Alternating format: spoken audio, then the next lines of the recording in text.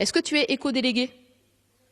Alors normalement dans les collèges, il y a la possibilité d'être éco-délégué et d'avoir du temps le mercredi après-midi pour porter des projets, les proposer, les mettre en œuvre.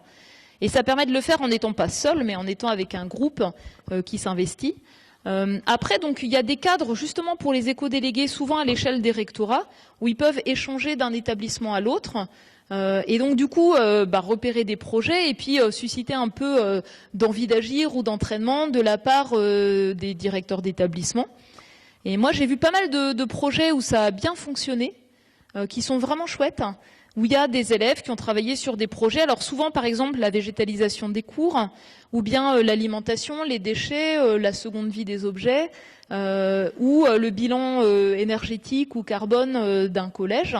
Mais ça ne fonctionne que quand, en fait, l'équipe d'encadrants, les agents techniques aussi travaillent avec les élèves pour justement permettre de faire des projets viables. Donc il ne faut pas être seul, il faut réussir à avoir quelque chose qui soit structurant. Et après, je ne sais pas si les départements ici accompagnent ces initiatives, mais comme les collèges, en fait, c'est les départements qui les financent, ça peut être aussi intéressant de voir ce qui existe au niveau des élus du département qui pourraient accompagner des projets qui émanent, par exemple, des élus, des délégués, par exemple, de collèges. Voilà, ça je ne sais pas. Hugues Rimbourg se présente. Enchanté. La réponse à ta question, il y a effectivement les éco-délégués. Les difficultés qu'on voit dans les collèges, c'est le manque d'animation, c'est-à-dire les équipes enseignantes et directions qui sont prises par tout le reste, l'enseignement organisé. Ce qui fait qu'il y a plein de collèges où les éco-délégués, c'est un système qui n'existe que sur le papier et qui ne fonctionne pas. Et c'est peut-être le... Voilà. Et il y a d'autres programmes qui sont initiés par le département. Il y avait un programme qui s'appelait QBES, qui consistait à regarder les dépenses énergétiques des établissements, parce qu'il y a les départements, comme plein d'autres collectivités, sont impliqués dans des programmes de rénovation de leur parc de bâtiments. Dans le Loiret, il y a 57 collèges publics qui sont propriétés du département et pour lesquels il y a de gros investissements en faveur de la rénovation. Et ce programme-là, il associait les équipes enseignantes et des élèves avec des mesures, avec des caméras infrarouges, pour faire des mesures des déperditions de chaleur, essayer de voir ce qu'on pouvait faire et puis faire programmation de travaux et puis un suivi pour que les élèves, les plus jeunes, soient associés à ce qu'on peut faire sur un bâtiment. Ça marche un peu.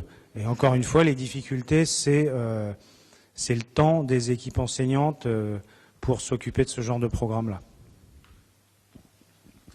Je vais faire un rapide retour d'expérience parce que moi c'était au niveau des lycées. J'ai été en charge des lycées donc au conseil régional. On avait instrumenté dans un lycée, le lycée Jean Zay à Orléans, et on avait expliqué aux élèves et aux professeurs qu'on mettait des capteurs dans les salles pour savoir quelles étaient les consommations. Ça a baissé de 15%. À partir du moment où on a expliqué qu'on allait instrumenter et qu'on allait regarder, on a eu une baisse globale de 15%, ce qui est énorme hein, pour ceux qui savent un petit peu comment tout ça se passe. On est revenu un petit peu après, on leur a dit c'est bon, on a enlevé, mais on l'a pas fait, on les a laissés. Petit à petit, on est revenu à l'intérieur.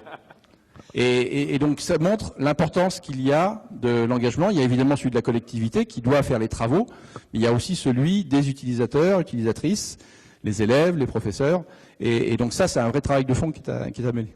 Donc, et nous, ce qu'on va faire, parce qu'on est une association orléanaise, ton collège, c'est lequel?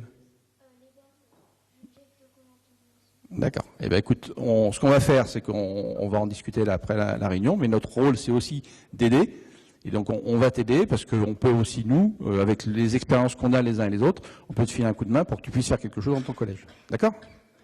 J'en profite pour te féliciter et de ne surtout pas lâcher, parce que tu vas voir, c'est souvent on a l'impression de se battre tout seul, et c'est en se battant tout seul qu'en fait on commence à se rendre compte qu'en fait il y a plein de gens autour de nous qui ont envie de se battre avec nous. Donc ne lâche pas, continue, surtout.